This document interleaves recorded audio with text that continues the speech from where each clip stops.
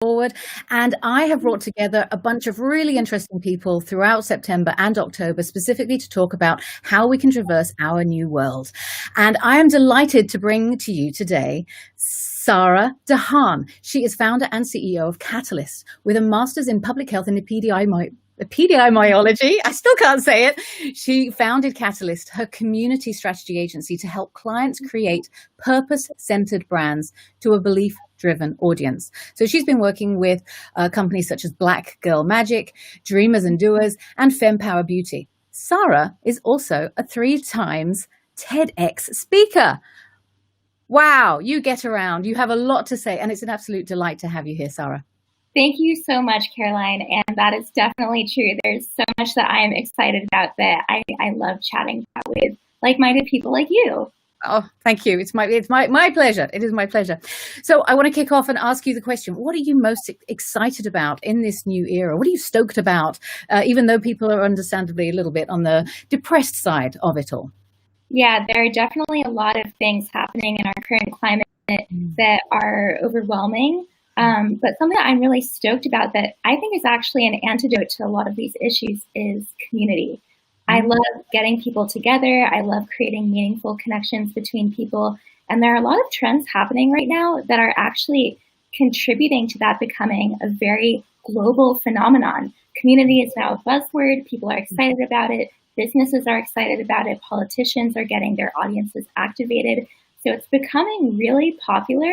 And I'm just really excited that it's community's moment. And we have all of these new creative outlets to help people connect with each other, solve the loneliness epidemic, create a lot of meaning and purpose in the business world and all these other spheres where there wasn't as much room for that before. And now is the time. Wow. I think I'm just thinking about this for the very first time. Most organizations will say, when they talk about community, they're thinking about how they can monetize that community. And now we're in a different type of era whereby I think from what you're saying is that people are talking about community on how they can educate. Am I understanding that correctly? Interestingly, I think there are a lot of different motivations for integrating community into a business. And I think that there can be some misconceptions about whether they need to be reconciled or not. Like a lot of business leaders say, okay, I really want to give back to my audience. We're a very purpose-driven, mission-driven brand. We want to build community for our people, but we also need to make money, and money is kind of the root of all evil, and we need to capitalize on this give back initiative, and what do we do? But I actually think that there's a way to reconcile all of it so that it kind of flows in the same kind of ecosystem.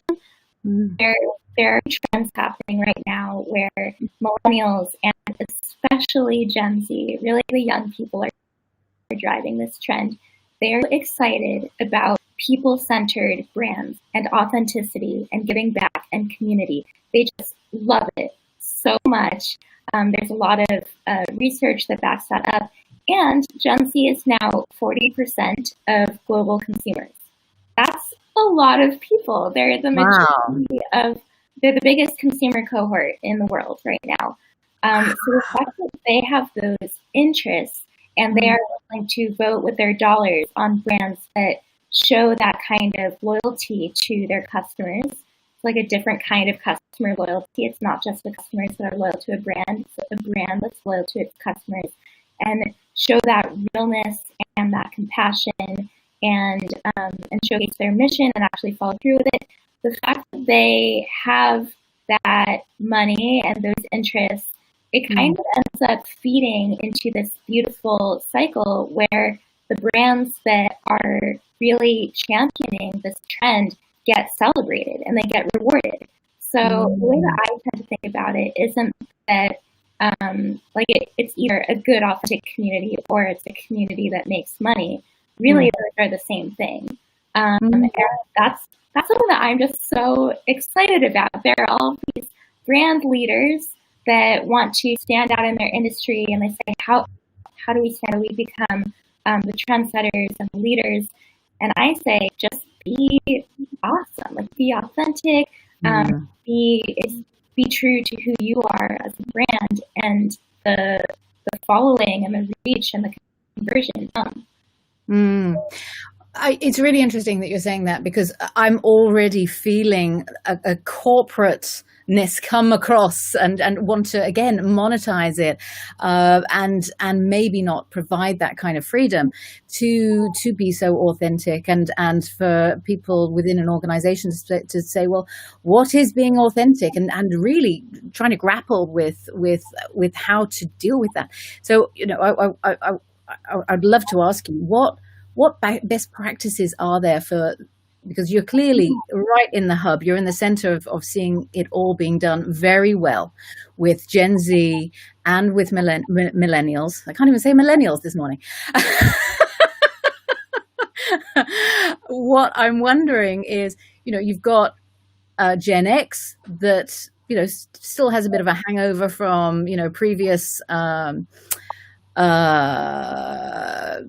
economic downturns, and how they can kind of swim out of it. It sounds like the Gen Z and the millennials are doing it in a very different way. So what guidance would you give? What steps might you be able to share to those larger organizations that are just saying, this makes no sense, this makes no sense?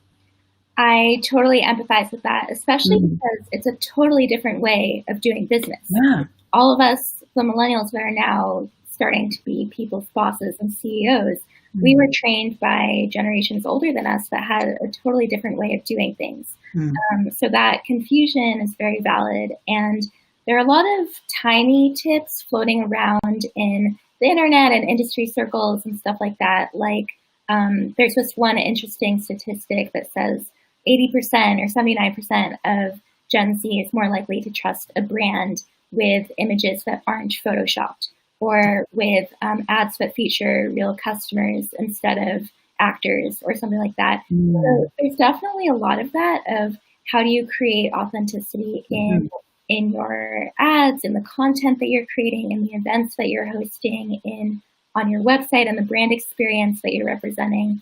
But really, in my opinion, at the end of the day, the best way to create an authentic brand is right at the top, at the leadership.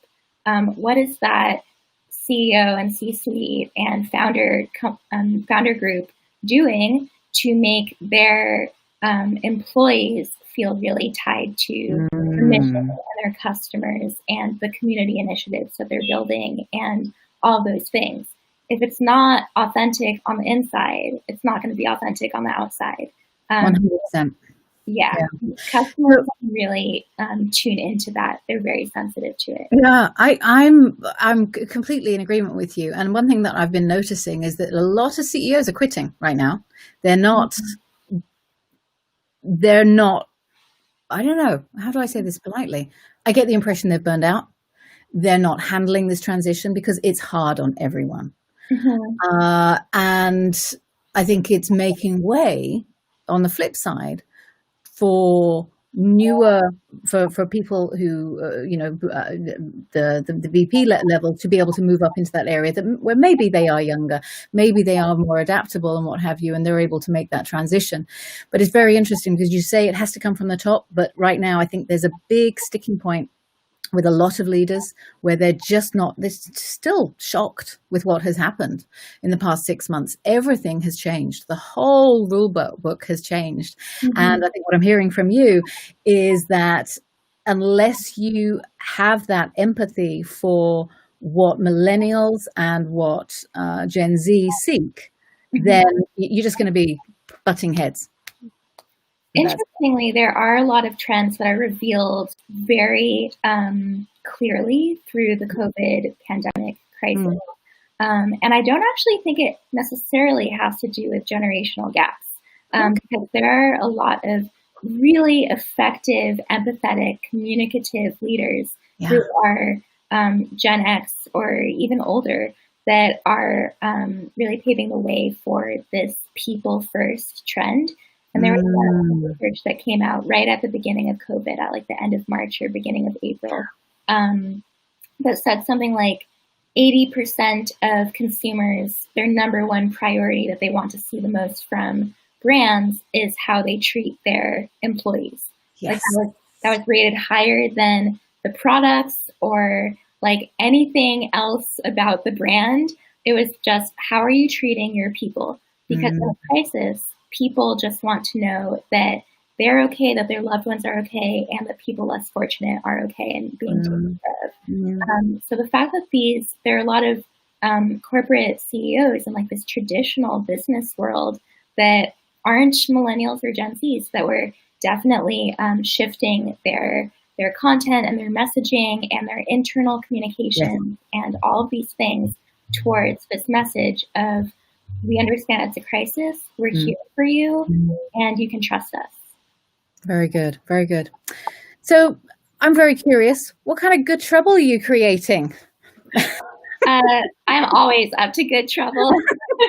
I'm a good troublemaker all around. I love it.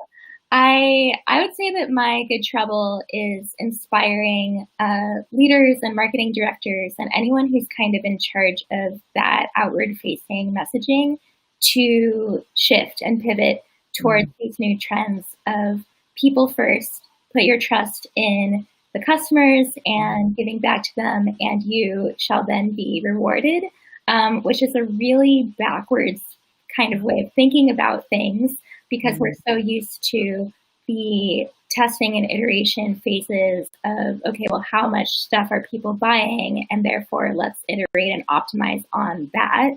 But really, it involves just a little bit of a leap of faith. And there's all this stuff that still goes into it, like market research and connecting with your audience and all those things.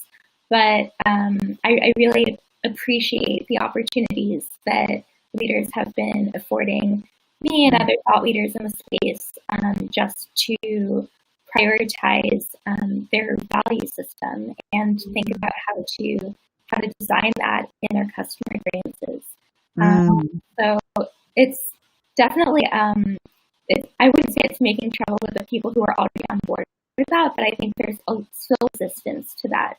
And it's been really interesting to keep having conversations with companies that are like, well, sounds really good, but like, how do I make my company run on this? And it's my job to figure out all of the KPIs and the research and the data that really backs up these claims that that people do want these initiatives that don't really seem like direct paid acquisition or advertising, but those aren't trendy anymore. Millennials and Gen Zs don't like traditional advertising. So that's kind of how I'm stirring good trouble. That sounds absolutely wonderful. So my kind of stock question for you here is, why is it emotionally intelligent to do this? I mean, clearly it's benefiting a lot of people. It's benefiting the consumers, the leaders and their employees, because the employees are happy, the leaders are growing a thriving, successful company. But really, at the end of the day, I think that if a lot of big brand names can adapt to these trends and behaviors, it will fundamentally shift the culture of our entire society. People will start thinking about how to give back, how to just be good to each other without necessarily expecting the transactional nature that I think we've learned from a lot of consumerist trends in the past few decades. So I think that that's really interesting, just kind of loosening our grip on the transactional nature of business and relationships and outcomes and all of these things, and just seeing how we can be kind. True idealist talking. This is lovely. I remember I was having a conversation with somebody about 10 years ago, and they said, "Why did you move to Vancouver?" I said, "Because I find that people are really, really kind here, And then they said, "So why are you doing this kind of business?" And I said, "Because I want people to be kinder to each other, so they're able to actually create, companies where everybody is engaged and they're able to do their best work and they can innovate together without feeling like they're having to battle." And he said, "I keep hearing kindness from you." It's like, yes. And it's taken so long for it to now be how should I say it? Trendy, fashionable, appropriate. It's taken this kind of global disaster for this to be desired from Hmm. a perspective.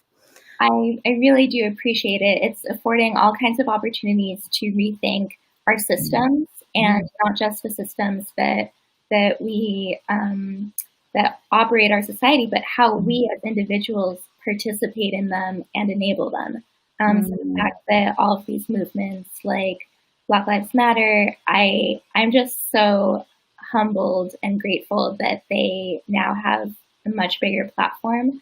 Mm. So I'm always an advocate of kindness, but also definitely an advocate of making that good trouble and stirring things up. Which is wonderful. I have one just last question. So how do you believe the viewers that are listening in right now, what is the one thing they can do to evolve, either from an individual perspective or from an organizational perspective? Hmm. Or both. Let's go for it. Yeah, I'm an overachiever. Let's just do all of it. So I think that there are a lot of things that you could do depending on your position. If Mm. you are helping to operate an organization or its marketing initiatives, I would be creative about how you can reach your people, not just through traditional marketing and content and stuff like that, but there's some really creative stuff out there about companies creating neighborhood spaces or finding a marginalized population to support, or like a lot of, or just kind of silly things like I think Mountain Dew sponsored a wedding and had like a Mountain Dew wedding cake or something like that. Stuff like that, where you might not think of it as traditional marketing, but it gets people's attention and it makes people Mm. feel connected to your brand. So I think there's just a lot to brainstorm about. And if you're a consumer, I think that there's a lot of room in paying attention to how you feel about different companies and your brand affinity and your behavior and thought process as a consumer. Because I know that whenever I'm just on the internet passively interacting with my friends on social media and stuff like that, whenever an ad catches my attention, I drop everything. I need to research the brand. How did they get my attention? What are they doing? And it's usually a very mission driven brand. There's something about their advertisement that resonated with me, that met me on a transformative journey that I'm on. And there are like a lot of things like that that I realize that I am participating in as a conscious consumer. Um, so I would think about how you behave as a conscious consumer and what you want to see more out of the brands that you prize. And then after you figure that out, start demanding it. Teach the brands what you want to see, and you can all help create the change that we want to see. Very, very good. And I think I just want to add something as well, which is that the consumers today, their beliefs are changing at probably the most rapid pace that we've ever had. What's your experience on that particular aspect? I think that there's a lot that goes into it. And like there's definitely generational trends happening, and there's also the advancement of technology and innovation, which just makes everything go at hyper speed. And the fact that we can all communicate with each other instantly to discuss and overanalyze these trends, I think it just kind of creates this like very accelerated experience of innovation. To me, that's actually a really good thing. Even though there's a lot of noise and a lot of conversations happening, we are seeing these general trends emerge of mission-driven, impact-driven, conscious consumer, all of these things. So the more that we can kind of keep our pulse on it and figure out best is and all of that, it might be at an accelerated pace, but I'm here for it. Wonderful. Sara, you are doing great things in the world. And it has been an absolute pleasure and honor to have you here today. Thank you so much. So wonderful. Exactly, the conversation energized me. So thank you for having me. Oh, absolute pleasure. Have a great rest of your day in New York. Thank you.